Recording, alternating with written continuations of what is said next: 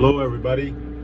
It's another one, Soapbox Slam, where I get up on my soapbox and I slam all things that are going on in the world, in the country, in the neighborhood, around the way, all of that, right? So, I did a slam earlier today, but I also wanted to include this slam because I think it's important.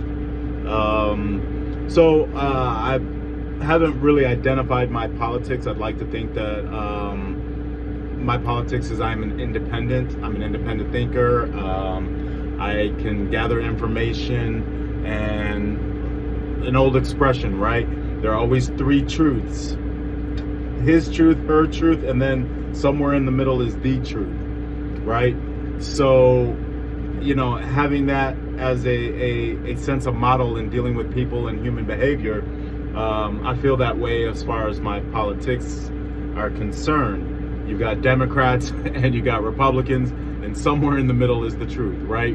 And I like to be somewhere in the middle, right on the truth, right? So that's where my politics tends to lie. There's some things that I feel that I'm conservative and I have conservative values on, and there are some things, especially when it comes to social issues, that I am liberal about. I mean, I kind of have to. I'm biracial. I'm half black, half white. The lens that I see everything and my scope and my perspective, it just by default, I have more compassion for the underdog and not the bully. And a lot of my politics will align with, and especially when it comes to social issues, it'll align with the underdog and not the bully.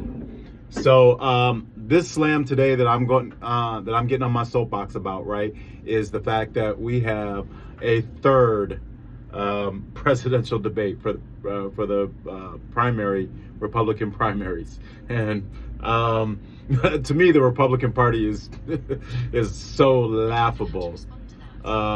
It's in shambles as far as I'm concerned. I'm sure there are a lot of Republicans out there who don't think there is a problem in the Republican Party and are quite satisfied with where the Republican Party is at. I don't know that my politics align with yours, because I don't think that the Republican Party today is a great representation of the Republicans I knew in the 80s and the 90s and early 2000s. And I would align myself with those Republicans a lot more than I would align myself with the Republicans today. Likewise, in hindsight, I'm not a Democrat. I don't align myself with Democrats or the Democratic cause.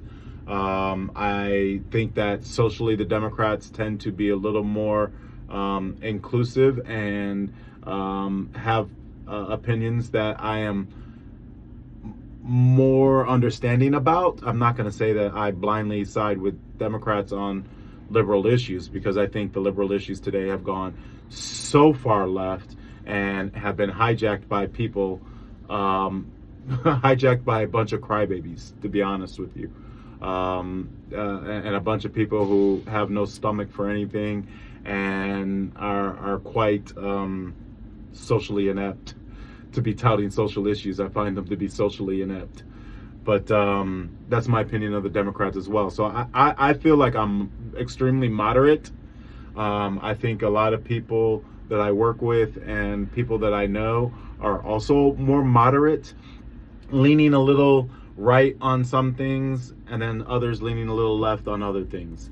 But for the most part, I believe in my heart of hearts, the real people, the working class people, not the outliers, because like I said before, outliers seem to be controlling everything in our country, not the medium, the medium.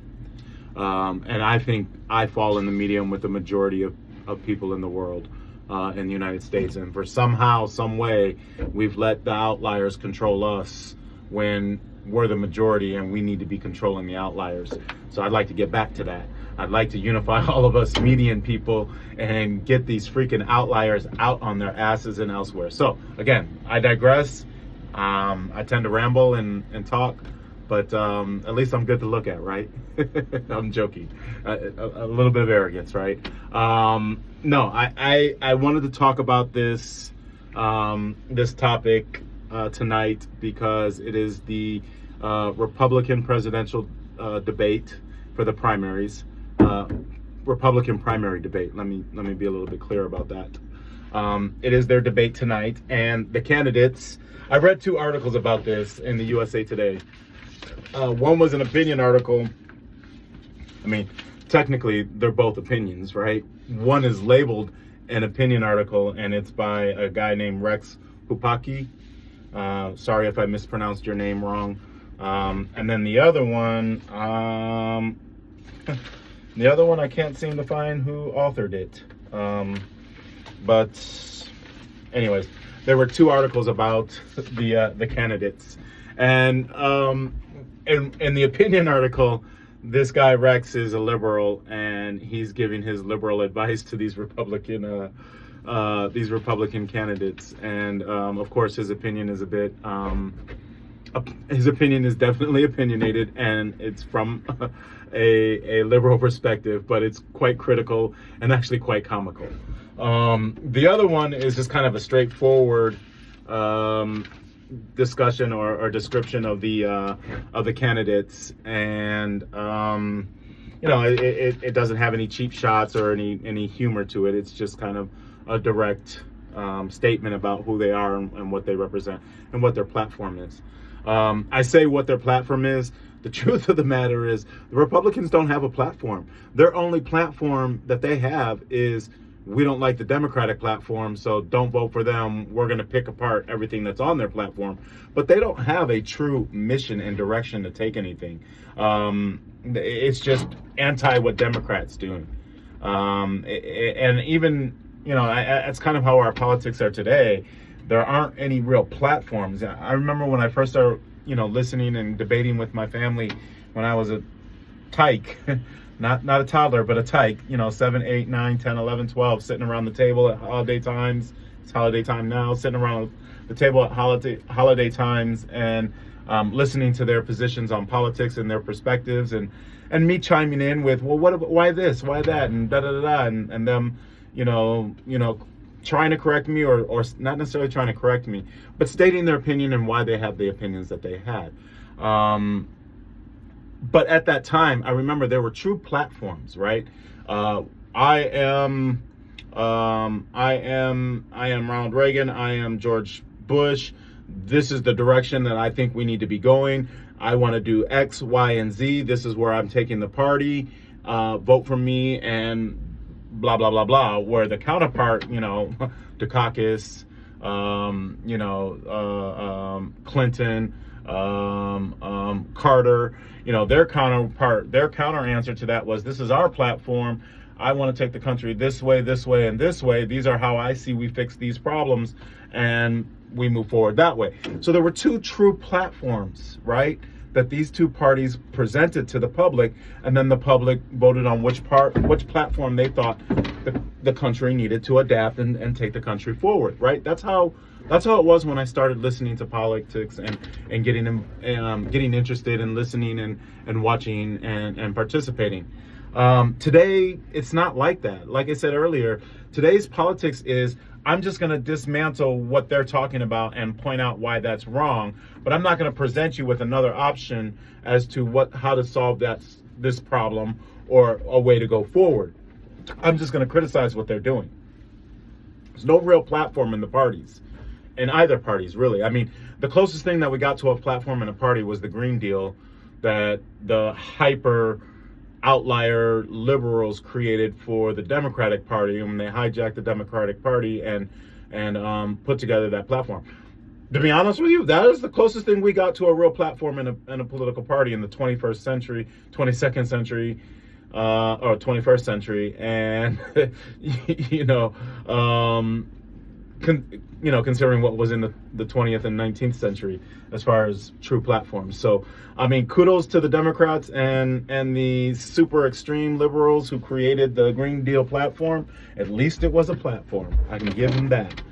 So, in my long-winded way of this discussion, I want to get back to the primaries. And this is going to be the most laughable. It's already been laughable. I've watched every primary. I've watched every primary since they've started, because I think it is a huge disservice as an informed human being in a democratic society to not listen to your opponents and not listen to your allies, right? I think it is the biggest disservice for you to say, well, I'm a Democrat. I have no reason to listen to what any of the Republicans have to say. Screw the Republicans. Like, that attitude is infantile. That attitude is uninformed.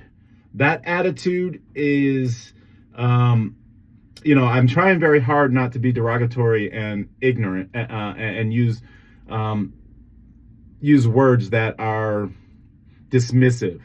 But unfortunately, if you have that attitude, it is a piss poor attitude, and it shows from the very beginning.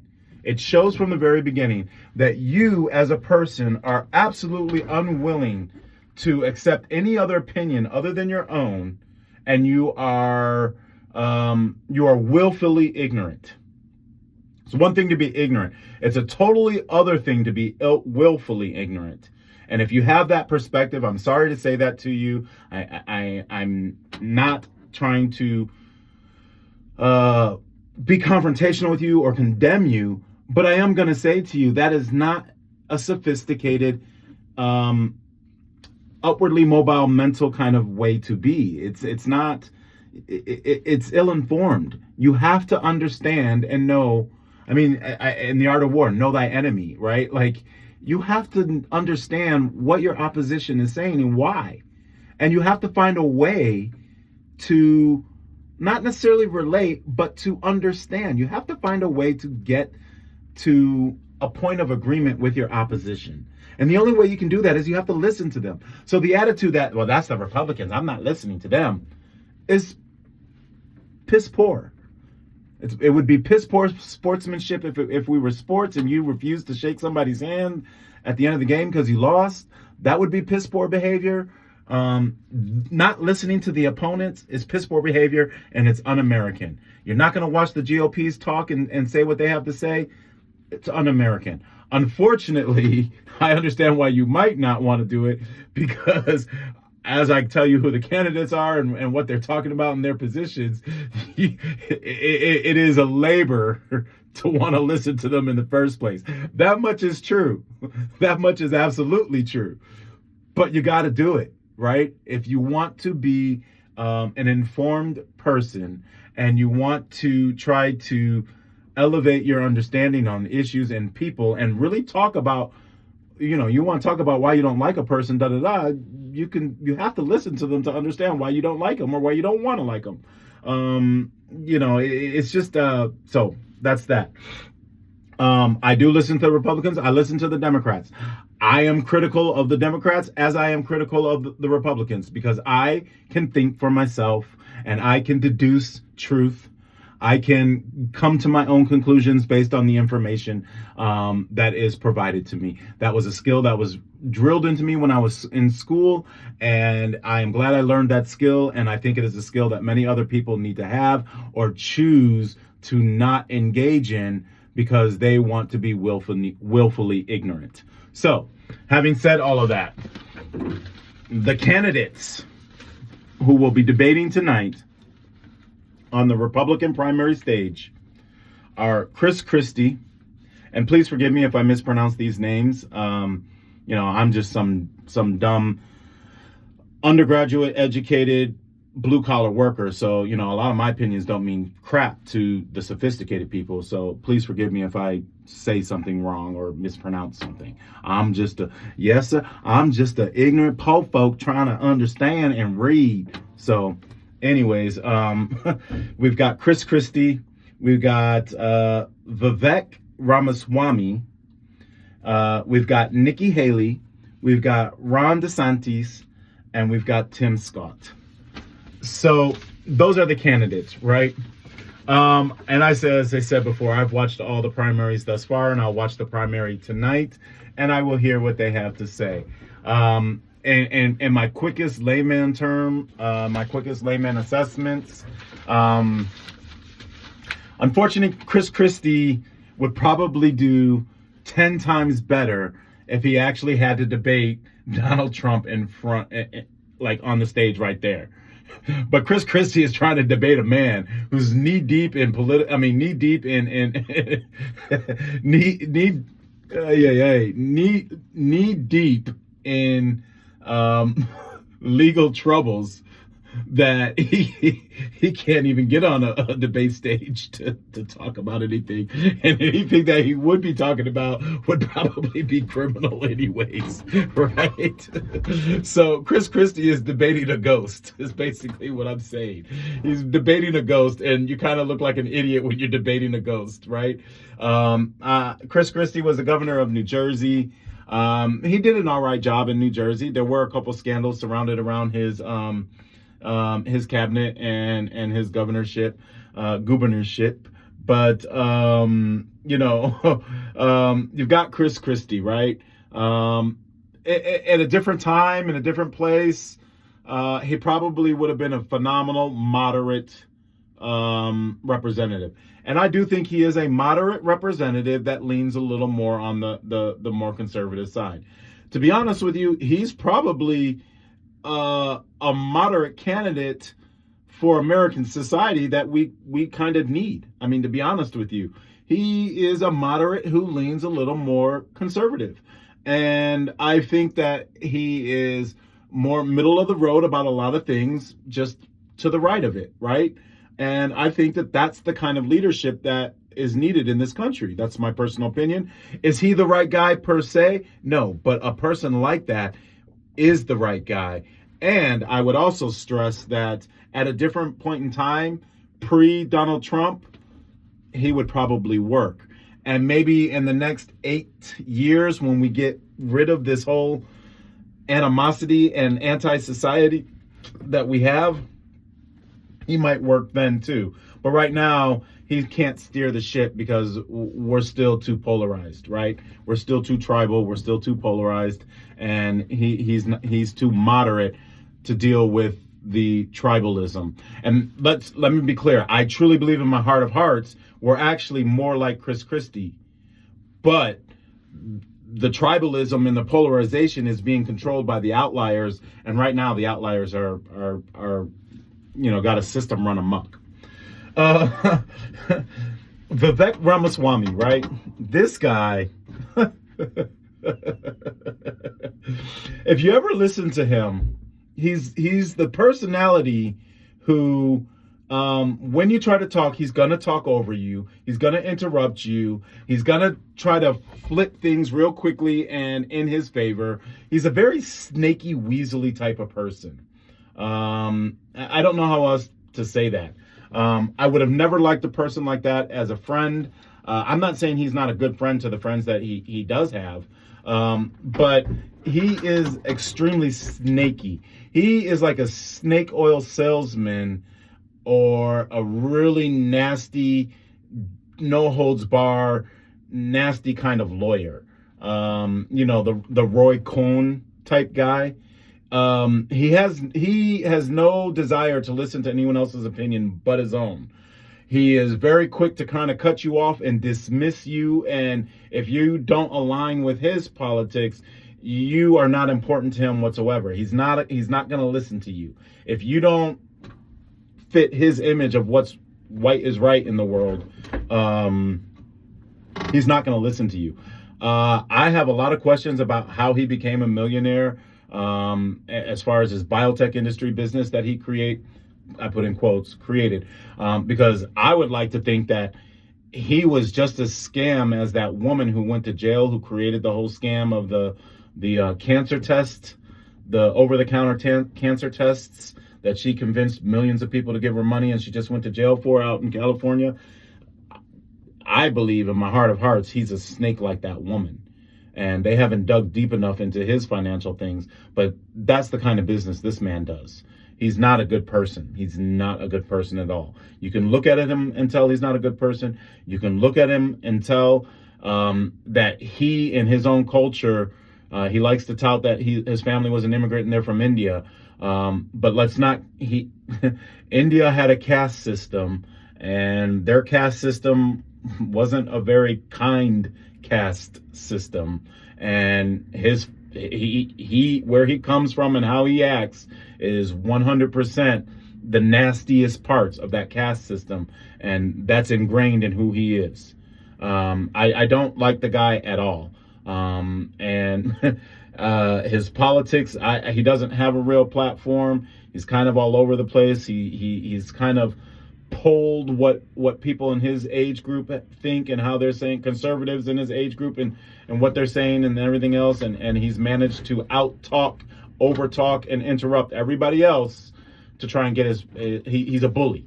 He's a nasty bully, is really what he is. So he's made it thus far, but I would never, as an independent or anything else, I would never promote electing him, and I would never elect him. That person is not a good person. Promise you that.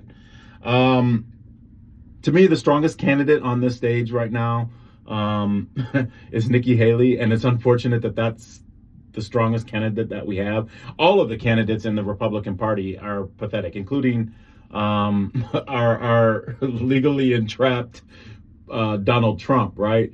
I think the state of the GOP is as sad as it can be, as is the state of the Democratic Party as well.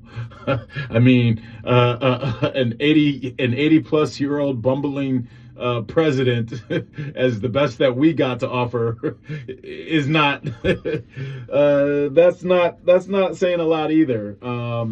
Maybe Gavin Newsom and maybe some of the other guys in the next few years will step up and be really great candidates. Maybe this independent runner, Robert Kennedy Jr.'s kid, Bobby Kennedy, whatever, maybe this guy will end up being the answer, because the two options right now that we have are extremely laughable. This is why I'm probably laughing the entire time I'm trying to talk to you guys. But we have Nikki Haley. She was the governor of South Carolina. She was a U.S. ambassador, and Nikki Haley is also so the most unique thing about Nikki Haley, and this is just kind of tangential, but Nikki Haley and who's the vice president right now? What's her name? Kamala Harris are actually the same women. They're actually the same women. They're both women of Indian descent. The only difference is Nikki Haley is Indian and Caucasian descent, and Kamala Harris is Indian and Jamaican descent. So black Indian and white Indian, but these two women are essentially the same types of women. It's tangential and doesn't mean anything other. I just think it's kind of interesting that these two women in this period of time are both on the political stage. But Nikki Haley was the governor of South Carolina, and Nikki Haley was a U.S. ambassador. I think Nikki Haley, she's a pretty lady. I think she is a smart lady. I think that she is quite capable of doing a lot of tasks. I think she is I don't think she's 100% an independent thinker. I haven't seen that out of her yet. She seems to tout old school politics as if it were so does Vivek, as if it was a recording that they watched over and over again and learned based on the recording, and don't understand the core essence of what it means to be, or why it was important to have those politics in that period of time. I think she's a little dated. Will she hold the party line? Yes. She will hold the party line. She will hold the old guard, and kind of reinstate that with a modern twist. I'd like to think that because she's, and this is probably very chauvinistic and sexist of me, so I apologize. I have a lot of room to grow when it comes to gender roles and how we identify gender roles. So I openly admit that, and I have room to grow. But I do want to say that, which is why, it was probably unnecessary to say that she was a pretty lady. And I apologize. She is a pretty lady, though. But it's not relevant, right? uh, I could be even more crass if I wanted to, but you probably get so offended and try and cancel me just by me making a joke about it. But anyways, um, um, she she can hold the line. I think she holds the old guard, and I don't think she is. She will maintain the status quo of the old guard, with a few modern twists to it. My chauvinistic comment was I'd like to believe that because she's female, maybe she would have a little more compassion than what most white males have had in the past. I think she might have, I would like to hope that she has more empathy and compassion. And so society would advance better because of the empathy and compassion, as opposed to the old guard of stoic white male in the man box, being in control, where there is, you're not going to show empathy and compassion for anything. Even if you are an old white male that does have empathy and compassion, you're surely not going to show it, and you're surely not going to lead with that, right? Like, that's kind of the old guard way of being, the old white male, that old model of alpha male, man in power, white male and white man in power, right? So I'd like to think lack of empathy, like lack of compassion, so on and so forth. That doesn't mean that they're bad people. It just means they are lacking they lack to show empathy. They may have it in their immediate families, but they're not going to lead with empathy, and they're not going to lead with compassion. And I love my white brothers. I mean, my uncles are white, and I love every last one of them. And I love that model or that identity of man. I wish I had more of it in me. I mean, that's just me being honest, right? So that's Nikki Haley. The next two people we have are Ron DeSantis and Tim Scott. Ron DeSantis, to me, I cannot stand that man. He is disgusting to me. He's just as disgusting as Vivek, if not worse. He is of immigrant descent, coming from Cuba. And I think Cubans are those people who left Cuba and came to America, and a lot of the Cubans in Miami, are extreme separatists, extremely prejudiced, and quite bigoted. And I think he is a big proponent of bigotry. I think he is not an independent thinker. I think he is a person who likes to track what he thinks the trend is, and thinks that he can execute it better. And the reason why he is successful in Florida is because of his Cuban descent. And he's masking that Cuban descent in some sort of that Hispanic descent and some sort of white identity by trying to latch on to call it Proud Boy causes or political issues that are important to the white male voting bloc. And so by appealing to that, he can create his own identity as an additional white male that just happens to come from Cuba. But I don't like the guy. I don't like him for picking a fight with Disney. I do think that, he picked Disney to pick a fight with, and Disney is the biggest employer in that area of Orlando and in that county, and one of the only employers as a tourist economy for that part of Florida. And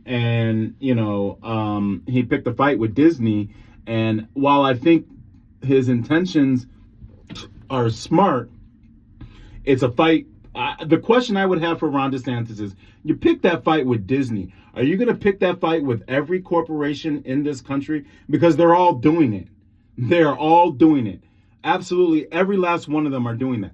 Walmart is closing down Walmart stores all the ones where when they went into a county and agreed to go into the county based on a tax break for an extended period of time, but when that tax break expired, they would have to pay taxes at that point. Walmart is closing all of their stores where the tax break expires, right? This is the same kind of concept that has been going on, the same kind of loopholes that have been going on for Disney. So my question to Ron DeSantis is, are you going to do that with every corporation who's been that corrupt? Because that's pervasive with every corporation up and down our entire society. And you're not talking about that, and you're not talking about why you picked this fight with Disney. And I just think it was an ill-timed, ignorant kind of fight to pick, because it looks like Dumbo, big-eared DeSantis, picking a fight with little old Mickey Mouse, right? It's just, you look like a bully, and you are a bully. So you pick that fight, then you pick this critical race theory fight for your country, and you're proud that you got this through your government, right? Like your cabinet, your legislation. I mean, this critical race thing, I have to do a lot more research before I start talking about it. But as I understand it, it was a race theory that was taught in collegiate level. It's not taught in grade school. It's not taught in high school, as I understand it. And I have to do a lot more research, so I really shouldn't talk about it right now. But from what I understand and what I have loosely read right now, it was a concept that was originated for the collegiate level education.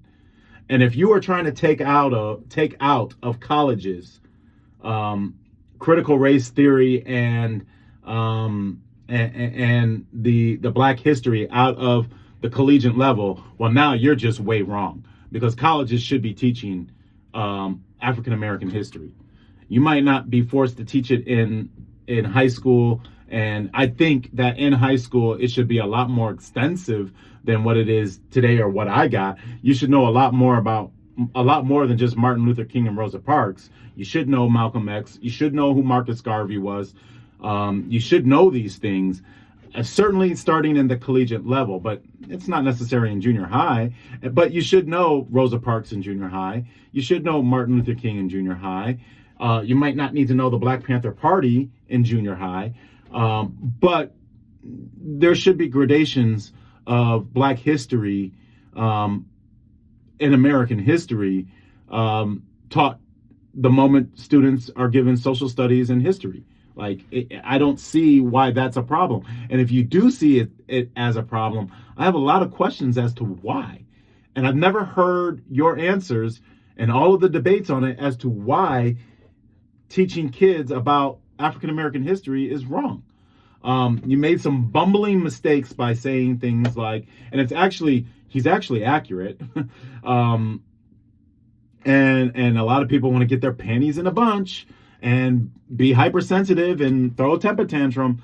But the whole concept of having the slaves and the whole the whole thing, like if you really read what our founding fathers wrote about slavery and everything else, there was a pathway, even in the slave states, before it got really nasty down there. But in the beginning, there was a pathway for slaves to become Americans.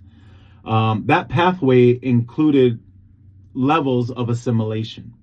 They tried to do it with the Native Americans. In fact, that's how we got our Harvard School and education in the Americas, right? I mean, I'm not making this up. You can Google this shit. But they created the schoolhouses and the schools to teach Native Americans how to assimilate and become Americans and assimilate to, it wasn't quite American. What it was British French culture. But to teach, they taught etiquette, they taught education, they taught the Bible, read, write, arithmetic, sciences, things like that, right? And it was a way to take what they deemed as savages.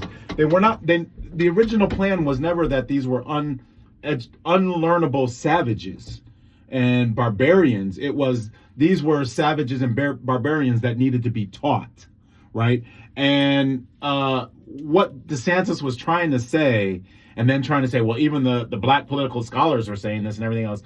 What the point is that the plan from the founding fathers was to get generational education of, okay, uh, my slave is a blacksmith, and his sons are all going to be blacksmiths. And for a few generations of them being blacksmiths, eventually they will be able to be innovative as blacksmiths and venture out on their own and eventually become free men and own a blacksmith company and be innovative as a blacksmith and be a part of American society. So that was, and I'm not trying to romanticize it, this is what the plan, as far as having slaves, this is a part of what the plan was. It did morph into something way more disgusting over time. But the initial concept of assimilating African Americans into African American slaves into free men, this was a plan. So there was an attempt to give them skill sets, get them educated, get them assimilated, get them out of slavery and into a freeman status, right? And it occurred a lot more frequently in the North with African Americans, and that's how they became former slaves that became freedmen in the North, and even not just the North, even down in New Orleans, right? This is how people achieved, African Americans, kind of achieved their freedom and acquired skills and became innovative and professional craftsmen, right? So there is that concept, but DeSantis is such an idiot, and he doesn't care about race, and he's so dumb. I hate to say that. I don't mean it to be degrading. He's so ill-informed and unwilling to be informed that he was unable to articulate the issue clearly. And you might be mad at me for what I'm saying right here, but that was a genuine plan as far as what the founding fathers thought about having slaves and integrating slaves in society. I mean, even Thomas Jefferson, not just with Sally Hemings, but even with his children, and granted they were biracial, but even with Sally Hemings and his children, he did teach their children culinary skills and music skills, and tried to get them to be master craftsmen so that when they became freed men, they would actually be contributing members of society, right? That was a part of their plan as far as how to get a slave to a free man and a free man to an innovative member of society. That was a plan. That was a genuine plan, and that was a goal in enslaving and making slaves upwardly mobile and freed men, right? It did morph into something more disgusting, and by the time you got to Abe Lincoln and emancipation, the idea of blacks being able to do, actually the ideas of blacks being able to do anything and be members of society really didn't change until after Reconstruction, when it was when they tore down Reconstruction and instated Jim Crow laws, and that was a class warfare that morphed into a race warfare, because you had low-class whites now competing with low-class blacks, and there needed to be a way to prop up low-class whites and give them a sense of they were superior to something, and that was obviously the blacks. The blacks at the time had all the skill sets because they were the one who was doing all the work at the time. They had the skill sets, and so there needed to be a way to knock them off their game, and so that was through Jim Crow, and segregation and those sorts of things. But there was, and they had all the skill sets, and there was an initial plan to get slaves upwardly mobile, assimilated, and into American society as contributing members of society, creating innovation and contributing. But like I said, that did morph into something disgusting.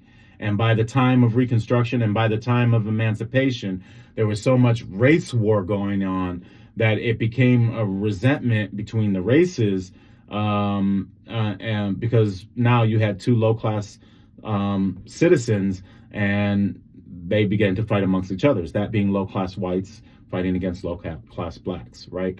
And then the immigrants that came into the country as well. So also competing with for those skills that African Americans had already had. Now they had to compete for wage labor with them, and so they needed ways to prop them up. They needed ways to prop them up and keep African Americans down. and that occurred.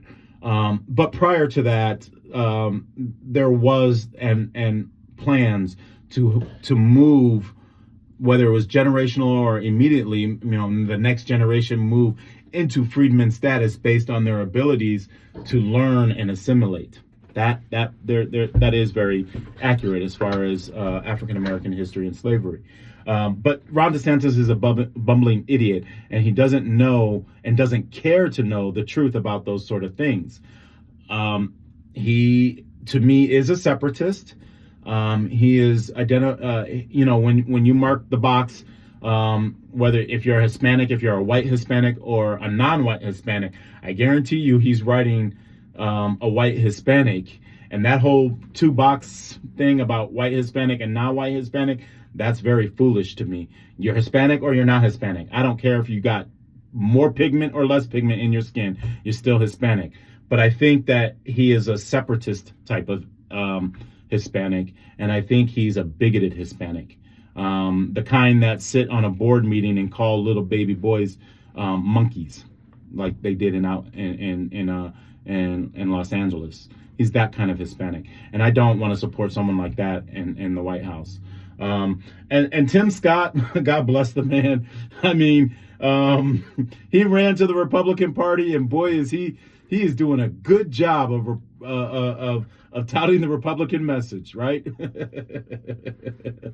Oh, that boy Tim Scott, man.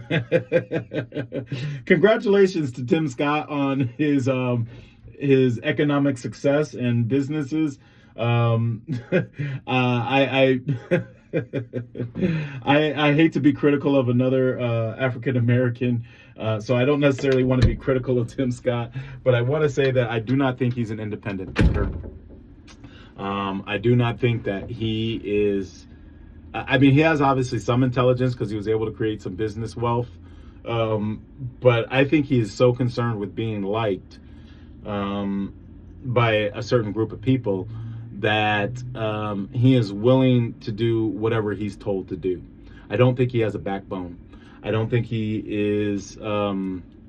I don't think he would be confrontational if he needed to be confrontational. I don't think he would stand his ground. I don't think if somebody was robbing his house, he'd grab a gun and shoot the person dead. If he's not willing to do that, then he's not willing to be a leader of this country. I think if somebody was coming into his house, he'd hide in the closet. So I can't vote for somebody like that. His topics and everything that he talks about, I don't think I don't think he speaks clearly, which makes him sound ignorant. I don't speak that clearly, but I am ignorant. I mean, I try very hard not to be, but I'm just a blue collar person who doesn't know nothing. So, I think that Tim Scott is not very articulate, and I think that he is not an independent thinker, and I think that, like I said, I don't think he has a backbone. I think he's a puppet. I think he can be controlled in every which way, which I do not think is good for leadership of this country. So those are the guys. That's what they will be debating tonight. I can't wait to report to you tomorrow what I heard and saw during the debate. It should be entertaining. Of course, there's also Donald Trump. He's not going to be on the debate stage, but he is the Republican front runner. And if he's not in jail, he'll be the Republican president.